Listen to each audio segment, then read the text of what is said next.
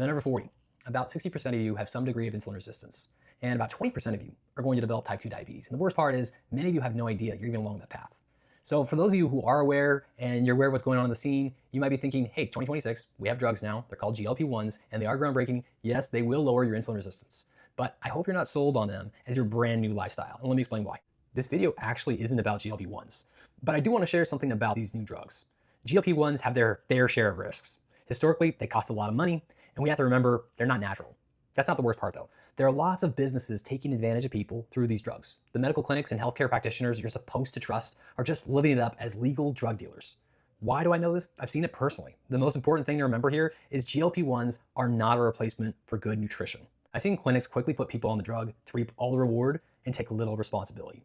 Their patients have not yet learned to eat or work out properly, and why should the clinics care? They just put a disclaimer out there and they can wash their hands. So based on what I've heard, I believe that the hair loss, muscle loss, amongst other struggles, it's more common than that's actually being officially reported. So is the drug innately bad? I really think it's just how medicine's wielding it right now. If you're like me and not quite ready to create a dependency on some synthetic drug, listen in. There is a way to lower insulin resistance with high chance of success, especially designed for those with sedentary lifestyles. Let's examine the various nutritional modalities out there and you can draw your own conclusion. So if we were to take an individual who has a sedentary lifestyle, it means very little exercise applied across whatever diet they're going to choose, because even if they're on GLP-1s, they're going to keep a very low activity lifestyle. So here we're actually looking at different macronutrient levels, that being carb, fats, proteins, and then their impact on energy toxicity, oxidative stress, and ultimately insulin resistance, what that looks like over time. So let's go through each one of these and see how you perform.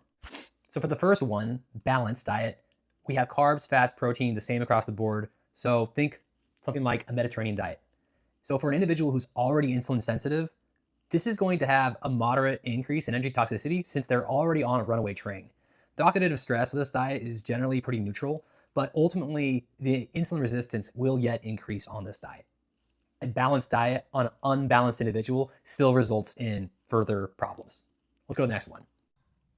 Next, let's talk about low-fat, high-carb diet for an individual who's already insulin resistant with a sedentary lifestyle, so low exercise. So if they're taking high carbs, low fat, neutral protein, not to mention all things equal, right? So there's no talk of caloric restriction. What's its impact here? Well, the carbs are reduced down to glucose, which is blood sugar. Elevated blood sugar is going to keep the insulin high. And with that insulin high, we can never really unlock fat. And therefore, we stay in this energy toxic state. And then furthermore, that does increase the oxidative stress, and carbs in general already have a higher affinity towards oxidative stress. So with that, we know we're going to stay more insulin resistant. Okay, let's go to the next one.